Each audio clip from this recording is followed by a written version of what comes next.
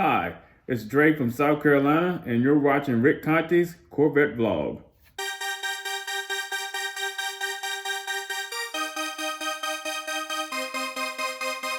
Hello. Hey Jim, it's Rick. How are you? Good. How you doing, Rick? Are you headed down there right now, or are you going in the morning? I'm going in the morning. I leave at 5 o'clock. Okay, you're leaving early in the morning. I got your text earlier about, and I'm so glad that your spoiler's there, your engine cover's there, and it's installed. But I don't know if you've looked at the webcams yet. Did you know your car's on the webcam? I saw that, yes. And I called my wife and said, Jane, look at this. And she said, oh, the first baby picture. I knew that had to be yours. I saw the red a little bit up on the dash, and I saw the high wing, and I'm like, okay, that's Jim's car right there, delivery number 1, buddy. Yeah. And he said the engine cover's on, the red engine cover, and he said everything came in just in time. I said, wonderful. Good. Well, let me know when you get back home and you get settled so I can see you in person, but we'll definitely see you tomorrow for sure. Little does Jim know that we're going to see him today. That's right. I may be here right now with Chuck. We're getting ready to do our Tech Tuesday Q&A, but in real time, I am in Bowling Green, Kentucky at the National Corvette Museum. You guys can join us. Go to CorvetteMuseum.com. Go up in the upper left-hand corner where it says Visit, hit on that tab, scroll down, go to Webcams. You can either see us on the Corvette Boulevard or Corvette Delivery number 1.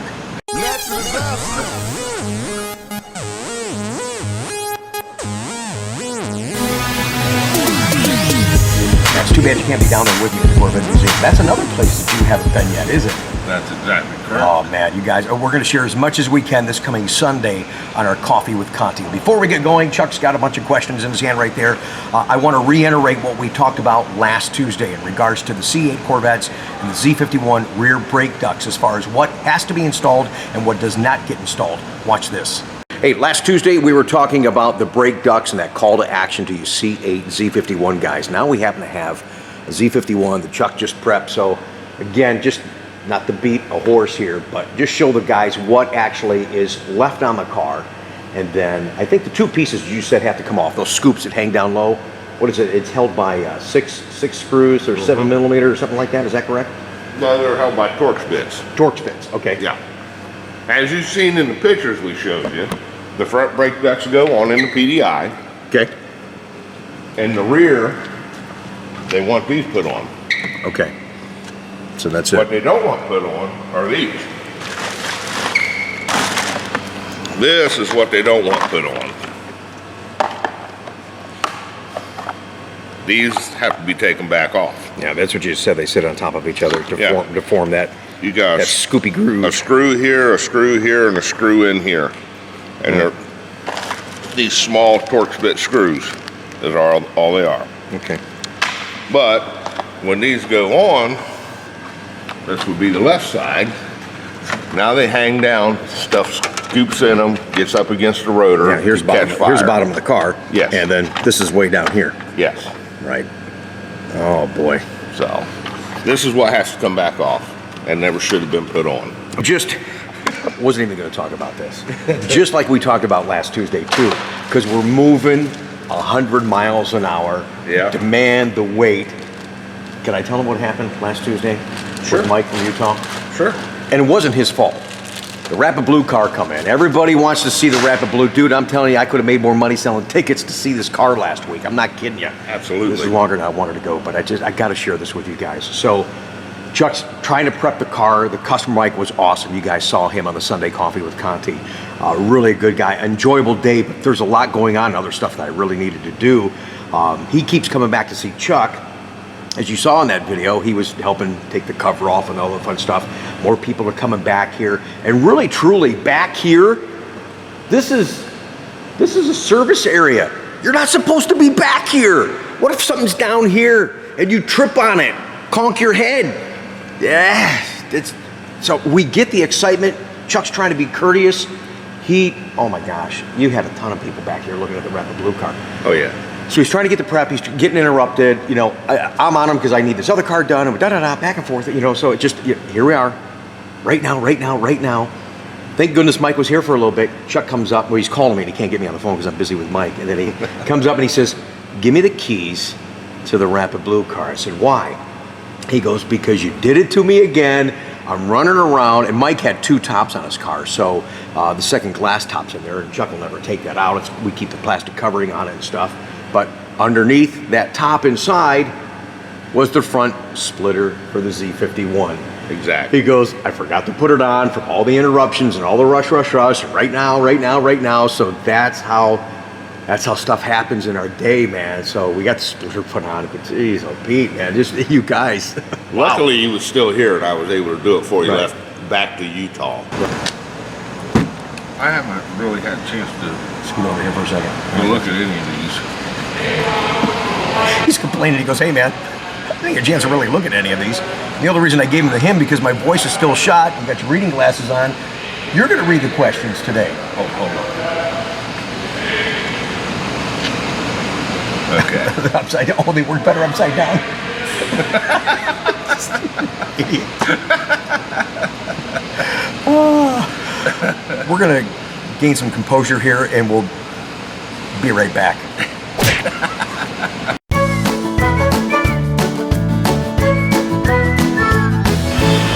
Have to forgive me for sweating again. Only on my face and head, though. It is smoking hot back here, and we're both extremely busy, so thanks, man, for taking a couple of minutes to read these. The people love hearing from you and from us collectively, just talking about ownership of your Corvette, troubleshooting of your Corvette, or just how to use stuff. Send in those Tech Tuesday questions at the email address that's up on the screen. All right, because my voice is shot, and I do talk too much on the channel, and I like a little break once in a while. So get on up here, man. All right. I'll jump in if you need me. I know that. Just go ahead and roll. Get a little closer so people can hear you. And thanks for sending these in, you guys. I hope that you and others benefit from the questions and the answers. All right, what you got first one? All right, this one comes from Mike. He says, here's my question. I have a ZR1 convertible ZTK. When I brought it home, I found the following part in my storage bin. Oh, okay. This is the part. All right. In the trunk, opposite the battery. It appears to be a wireless antenna. I've only used one remote, however it seems to work for the doors, trunk, and top, and I've only been in close proximity about 5 feet from the car. You are correct. This is a wireless transmitter antenna for the keyless entry system. There's a total of 6 of them in the car. So I don't know if this was an extra one that got in by mistake, or if somebody's been in and took one out and didn't put it back. But yes, you are correct. This is a wireless antenna for the system. Yeah, and it actually should work more than just within 5 feet. It should be a further distance. Yeah, you would think so. Yeah, but I think he says he only tries it. He's only been in close proximity. He hasn't tried it further away. Okay. So yeah, because it's designed to acknowledge you when you're within 3 feet of either the driver, passenger door, and the rear trunk area. So double check. Maybe look at the guy you bought the car from. Look at some GM dealer history. You might see if they actually got in there and they were playing around with that stuff. Yeah, he follows this with missing during PDI. No, that it should have been in the car from the factory. Yeah. It's not something we do on a PDI. Yeah, he doesn't build them.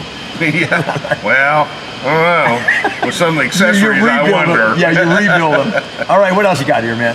All right, we got from Keith. Okay. Wanting to know about his father-in-law's 50th anniversary. Okay. With only 9,000 miles. All right. He's contemplating selling it. He's also contemplating the C8.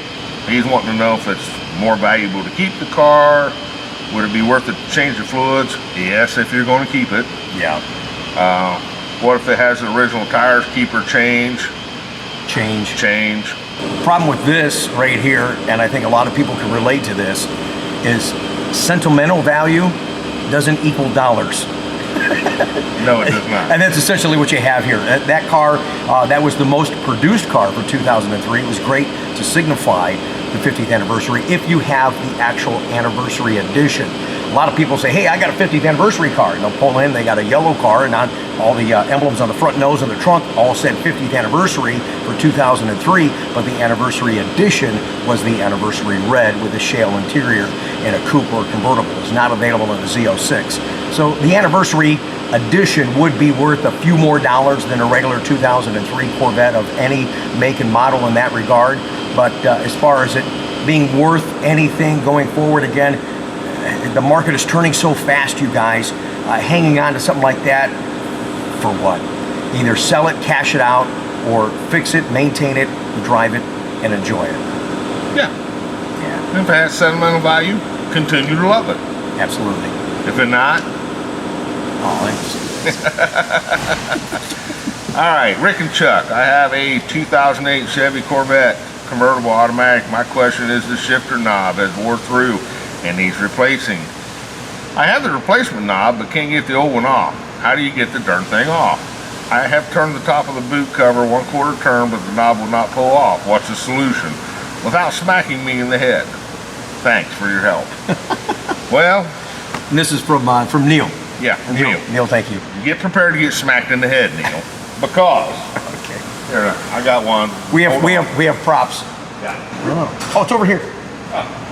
Hang on. I have a shifter assembly out of a C6.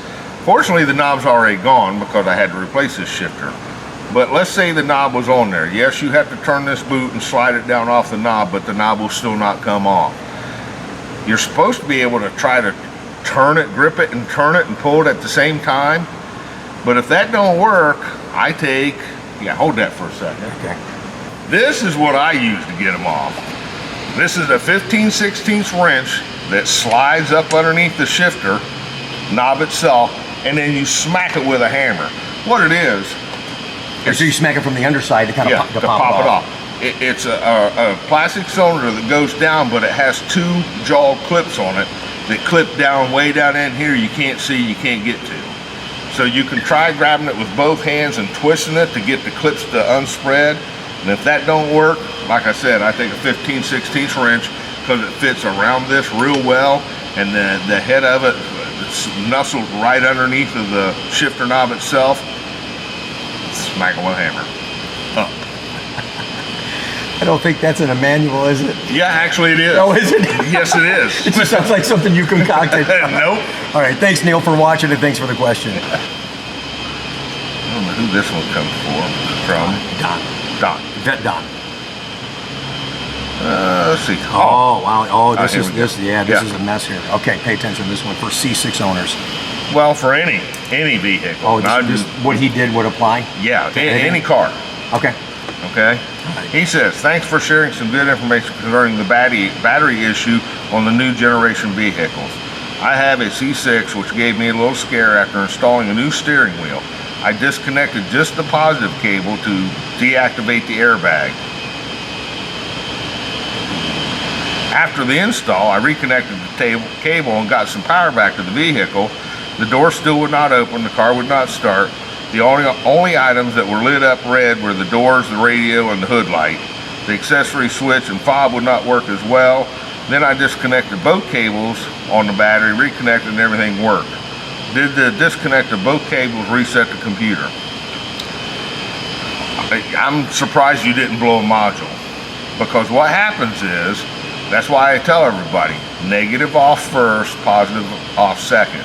Positive on first, negative on second. Because when the battery has juice, when you put the cables on, they can arc. You always want it to arc on the ground side. That way it's going to chassis ground. If you have the negative cable on and put the positive on and it arcs, there's a chance it can go to any module in the car, blow any module in the car, or screw up any module in the car. So it's always, are we ready? Black off first, then red. Going back together, it's red on first, then black. That way if it arcs on the ground side. Oh, wow, Don, you're lucky on that one. Thanks for the question. I hope you and others do benefit from that. All right. Oh, I just saw him over the weekend. What's he got? All right. This is from Kurt. On my 2014 3LT Stingray, the leather on the dash is starting to shrink, wrinkle, and buckle up. It's on the seam by the defroster and by the HUD. Any resolution? Yeah, I wanted to share this one on the channel because, Kurt, you and I talked about that, and you are out of warranty, so that is a wrapped dash. So they wrap that material over the existing dash, and over time, either it loosened up, and many of you that have a 3LT, maybe you saw it on your door, or you see it on the dash over by the passenger airbag area. Unfortunately, where yours are at, you have to change the entire dash. Yep. It's the only solution. No way to restretch that or anything like that. Sorry about that, man. All right, this one comes from Anthony. Not sure this qualifies. Where can one test drive a C8 in Ohio at this point? Would be willing to rent one for a day if that was the only option. I wish it was an option. Obviously, Spring Mountain, I think, is doing just owner schools right now for C8 out in Nevada. That is certainly not in Ohio. The next closest to my knowledge, and I'm sure that will change in the coming months, but the National Corvette Museum at their Motorsports Complex has a program for $300 that you can drive down there. So call the museum, see what their scheduling is. So maybe you have an opportunity to do that. Think about trying to surprise my son Ryan and do the very same thing. So that's fantastic. And they've got cars down there for $300, driving a C8 on the track. Closed environment, yeah, absolutely. Sign me up, man. Yeah, right? Yeah. All right, this one comes from Snow Maven. Okay. Okay. All right. I have a 2019 Grand Sport convertible that I purchased last year. 3 months after getting it, I got in, and on the dash, it said service rear axle. The local dealer determined that the rear axle pump needed replacing. They performed the service and everything went well. About 3 weeks ago, the service rear axle indicator came back on. I hit the reset and it went away. It hasn't come back on again. Last year, when I reset, the indicator came back on until I had it serviced. Since it hasn't happened, does that mean everything's okay? I'd like to know if Chuck thinks I should have it scanned or leave it. I'll tell you, I've found a lot of this service rear axle lights also out here on these new cars from setting and the batteries going low. When the batteries go low, it can cause a communication problem. Yes. And it kicks the service rear diff on, or service rear axle, and there's really nothing wrong with it other than the voltage was too low and it didn't get a good communication from the other modules. You'll see that happen with other things too, and I've talked about this numerous times, and it's worth talking about again. If you start getting what I call bells and whistles going off on your dash, service this, service that, service this, when you bring it into the dealership, have them check the battery first before you do anything, because you'd be chasing a rabbit in the hole. We had a guy, I talked about it a long time ago, South Ohio, they had his car for 5 weeks, tore apart, fixed this module, next thing you know, it didn't communicate with this module. And then the dash was out, the seats were out, it was just a mess. Called me, says, "Matt, Rick, I'm frustrated. What do you think I should do?" And I said, "Tell them to check the battery." Has anybody checked the battery? No. I said, "Just go buy a battery, put it in, reprogram it, put your car back together." I go, "And go home." And guess what? That's all it needed. I don't think really anybody understands the electric draw on these Vettes. I mean, it's huge. It really is. So, batteries can go bad, batteries can go weak. I've seen batteries that sound like they start okay, or they start okay one time. Yeah, like that one a couple weeks ago. Time, yeah, boom, bad cell, done. Yeah, so, absolutely. Without a good battery, it does all kinds of weird things. All right, well, it looks like we're on our last one, and this is from Cordova. El Cordova from Tampa, Florida. Okay. Yeah. I have a 2019 Z06 automatic, 17,000 miles. When I start to decelerate, say from 60 to 70 mile per hour, and just let the car coast on its own, it starts to feel like I'm driving over railroad tracks. There seems to be a very intense vibration that comes from the transmission and or rear end, almost like the gears are not unshifting fast enough to make the intense vibration. Hope this makes sense. I've had this problem occur about 5,000 miles. My local dealers said they needed to drain the fluid out of the rear end. They said they saw the same problem in the Colorados, and it should work on my Z06. No, he's talking about the transmission flush service, not out of the rear end. So right, that's because the Colorado, with right. The Colorados with the 8-speed had the same transmission, like going over rumble strips. Right. I will tell you this: I know that the rear diffs, we had not a similar problem, but similar rear diffs, somewhat in the Camaro as in the Vettes. They have clutch packs in there, but I've never seen anything like this. They said I had to repeatedly drain and fill, drive, then let cool, repeat several times over and over. He's talking about the transmission service. Yeah. But you said, you and I were talking about this off camera. Okay, so that would have been the first thing I was guessing, but you said no, it's because it's on deceleration. Right. It's something different, you think? Yeah. The only time you get the transmission shudder or the running over rumble strips is under light acceleration, say running 60, 70 mile an hour. When the car switches from V8 to V4 mode is when it's still doing it, but when it seems to switch from 8 to 4, it's way more noticeable, and it just gives you that like you're running over rumble strips. Yeah. But that's on XL, not decel. So I'm not sure about this one. Yeah, I haven't seen anything. Yeah, you want to have that continue to look at. Yeah, definitely. Yeah, absolutely. Make sure they actually check the diff fluid. Yeah. You know what I mean? So Yeah. just, I mean, they're doing transmission service, but have they actually checked the diff fluid? You could have a differential problem. Correct. All right, fantastic. So that's our show today, you guys. It's Tech Tuesday. It's your questions and answers. Chuck Metz and myself, we appreciate you taking the time to join us. And as we finish up every Tuesday, now don't go anywhere yet. This is the part where you sit here like this and you just check out some great looking cars. These are your beautiful rides. All right, he didn't tell you guys this in the show, but before we actually go and get to the ride segment, that gear shifter thing I thought was funny with the hammer. Go ahead and tell them how tough it really is. Yeah, they can be tough. I said, but I had one. Fortunately, I was changing the whole shifter out because the Bitsy switch went bad and it wouldn't come out of park. Okay. So I had it locked in my vise. Okay. Got the boot down. Right. Tried twisting it. That wasn't happening. Put my wrench under it, smacked it, and smacked it, and smacked it. Finally, I give it a good whack. Yeah. When it come off, it went that high up on the wall, and I caught it on the way down.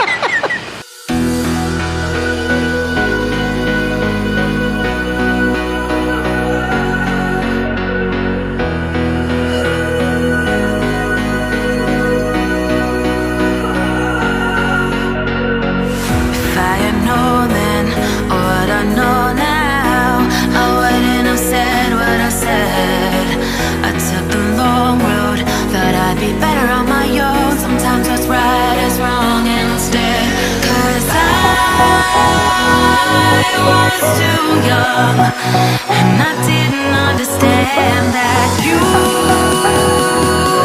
were the one, and I can't wait to see you